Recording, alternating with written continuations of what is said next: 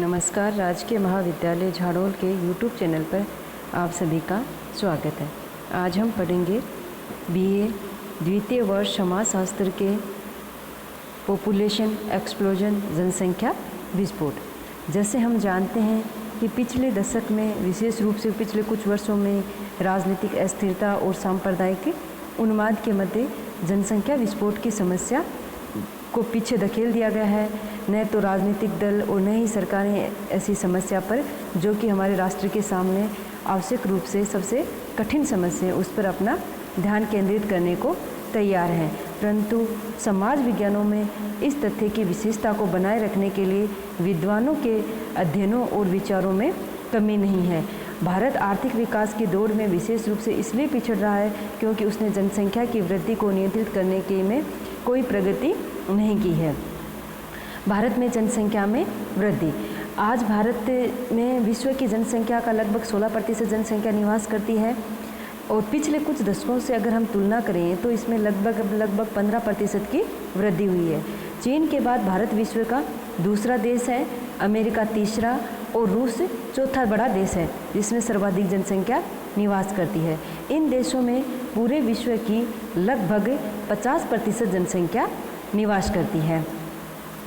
भारत और इन देशों में 1998 के मध्य पाकिस्तान की जनसंख्या 14.19 करोड़ और बांग्लादेश की 12.34 करोड़ व नेपाल की 2.37 करोड़, श्रीलंका की 1.89 करोड़ और भूटान की 10 लाख जनसंख्या थी, जो भारत से काफ़ी कम है। 2011 की जनगणना के अनुसार भारत की जनसंख्या एट प्रेजेंट में 121 करोड़ है और अभी 2020 की जो जनगणना है वो होनी है, उसमें नतीजे और हमारे सामने निकल कर आने वाले। जिस पैमाने पर भारत की आबादी बढ़ रही है वह मन को दहलाने वाली है, जबकि 1600 में हमारे देश की आबादी अमूमन 10 करोड़ के आसपास थी।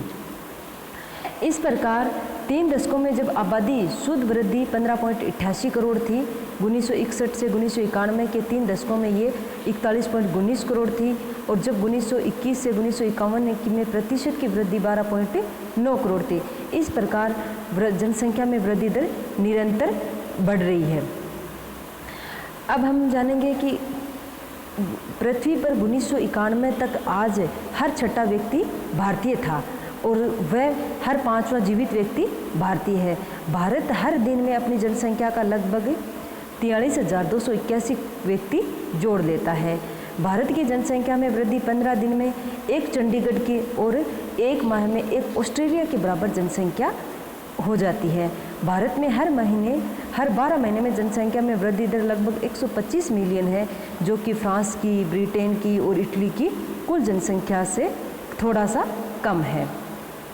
भारत की जनसंख्या में एक दशक में लगभग 49% की वृद्धि भारत के 4 राज्यों में, मुख्यतः बिहार, मध्य प्रदेश, राजस्थान और उत्तर प्रदेश में हुई है। सन 1935 तक भारत चीन को पीछे छोड़कर संसार में सबसे अधिक जनसंख्या वाला देश बन जाएगा और भारत में जो प्रजनन अवधि है, रिप्रोडक्टिव पीरियड है, उसको पार करने वाले दंपतियों में हर वर्ष 3 गुना से अधिक की वृद्धि होती है और इस आयु समूह की जनन क्षमता की दर उन लोगों की जनन क्षमता और प्रजनन क्षेत्र को छोड़ रहे हैं, जिससे ये 3 गुना अधिक है। जनसंख्या वृद्धि के कारण। भारत में जनसंख्या वृद्धि के कई कारण हमारे सामने आते हैं, जैसे जन्म और मृत्यु दर की बढ़ती हुई दरार है। भारत में जन्म और मृत्यु दर बहुत अधिक है।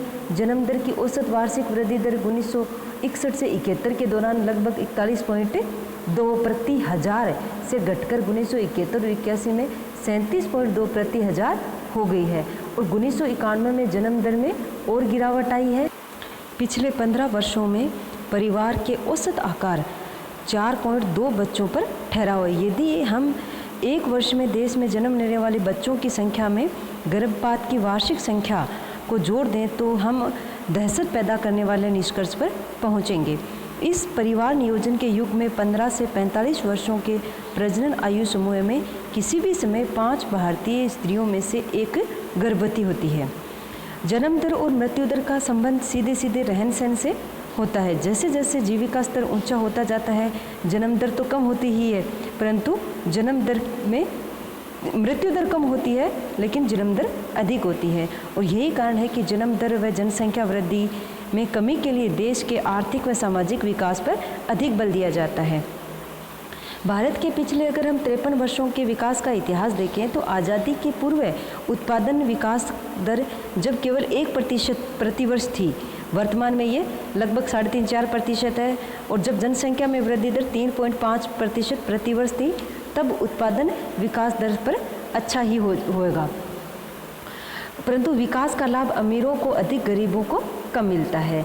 और हमारी अधिकतर जनसंख्या निर्धन है, अतः जन्म दर अब भी बहुत अधिक है, जिस कारण से भारत में जनसंख्या निरंतर वृद्धि बनी हुई है। दूसरा कारण है विवाह के समय आयु का कम होना। हमारे देश में बाल विवाह सामान्य है। 1931 की जनगणना के अनुसार भारत में लगभग 72% विवाह 15 वर्ष से कम आयु की उम्र में होते थे। और तब स्त्री और पुरुष दोनों के विवाह की औसत आयु लगभग बराबर थी। लेकिन वर्तमान में 23 और 24 वर्ष के लड़के और लड़कियां 21 से 23 वर्ष और लड़के 24 से 26 वर्ष से आयु मानी गई है विवाह की। शिशु मृत्यु दर का सीधा संबंध भी बाल विवाह से है। यदि हम विवाह के समय स्त्रियों को आयु के हिसाब से 3 समूह में विभाजित करें तो 18 से कम, 18 और से 20 के बीच में, 21 और उससे ऊपर, तो हम पाएंगे कि जो ग्रामीण एरिया है उसमें तीनों समूह में प्रत्येक में शिशु मृत्यु दर अधिक है, जबकि शहरी क्षेत्रों में तुलनात्मक रूप से कम है। यदि हम प्रजनन क्षमता की दरों और आयु समूहों को जानें तो हम पाएंगे कि जैसे जैसे आयु समूह बढ़ता है वैसे वैसे उनकी प्रजनन क्षमता कम होती जाती है। और यदि जनसंख्या की वृद्धि को कम करना है तो हमें स्त्रियों के विवाह की आयु को 18 से 21 आयु समूह की उसे उपेक्षा से बढ़ा करके 21 से 24 आयु समूह में हमें करना है। भारत के प्रख्यात यौनांकिकी विशेषज्ञ श्री आशीष बोस का कहना है कि हम गर्भ निरोधक प्रौद्योगिकी की धन संबंधी प्रोत्साहन की योजनाओं को काम में लेकर के जनसंख्या की वृद्धि को कम कर सकते हैं। फिर है निरक्षरता। निरक्षरता का भी सीधा संबंध बाल विवाह से है और इसका सीधा संबंध जनसंख्या वृद्धि से है। परिवार नियोजन के साधनों का स्त्रियों की शिक्षा से कोई संबंध नहीं होता है, उन्हें इस संबंध में कोई जानकारी नहीं होती है, जिस कारण से वे परिवार नियोजन के साधनों को अपना नहीं पाती हैं और जनसंख्या में तीव्र गति से वृद्धि होती है और इससे शिशु मृत्यु दर व मातृ मृत्यु दर में भी वृद्धि होती है। परिवार नियोजन के प्रति धार्मिक विचार। जो व्यक्ति धर्म के मामलों में परंपरागत और रूढ़िवादी विचार रखते हैं वे परिवार नियोजन के उपायों के उपयोग के विरुद्ध होते हैं। ऐसी स्त्रियां देखने को मिलती हैं जो परिवार नियोजन के लिए पक्षधर नहीं होती हैं, वे इसे भगवान की इच्छा के विरुद्ध मानती हैं। और कुछ स्त्रियां ऐसी भी होती हैं जो ये दलील देती हैं कि स्त्री के जीवन का उद्देश्य तो बच्चों को जन्म देना है और कुछ स्त्रियां इस पर अपना निष्क्रिय रूप रखती हैं कि ये हमारे भाग्य में लिखा था। फिर है अपर्याप्त प्रेरणा। लोगों में इसके प्रति जागरूकता का अभाव होना। उच्च वर्ग के लिए बड़े परिवार का होना कोई समस्या नहीं होता, लेकिन जो निम्न वर्ग है उनके लिए कमाने वाले व्यक्तियों के अधिक होने से बड़े आकार के परिवार का लाभ अधिक होता है। इस कारण निम्न वर्ग का परिवार नियोजन के प्रोग्राम संबंधी नारे को कोई महत्व नहीं देता है। इनकी प्रेरणा के लिए इनकी आर्थिक उन्नति आवश्यक होती है जो उनकी विचारधारा को बदलेगी और ये तथ्य स्वीकार करेगी कि बच्चों की शिक्षा व रहन सहन का उच्च स्तरीय उनके भविष्य को सुधारेगा।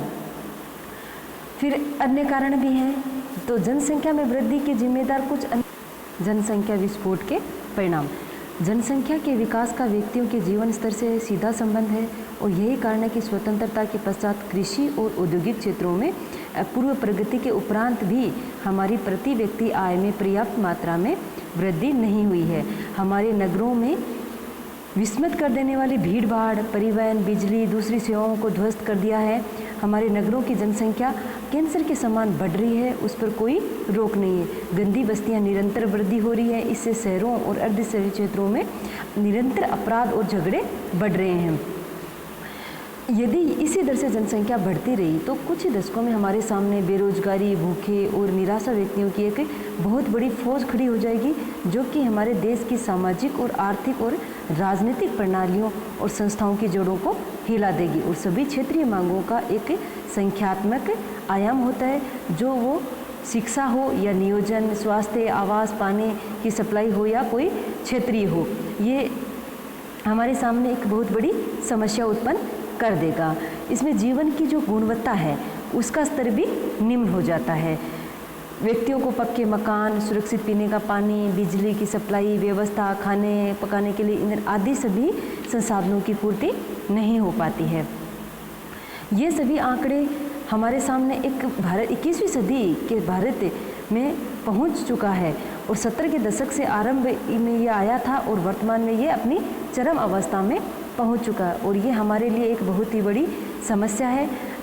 इसलिए अगर भविष्य में अगर हमने इस पर जनसंख्या नीति नहीं बनाई, इसको कंट्रोल नहीं किया, तो ये हमारे सामने एक जनसंख्या विस्फोट के मामले का एक हमें गंभीरता से सामना करना पड़ेगा और ये हमारे लिए एक अंधकारमय भविष्य की स्थापना करने की ओर जैसा होगा और इससे हमारे सामने गरीबी रेखा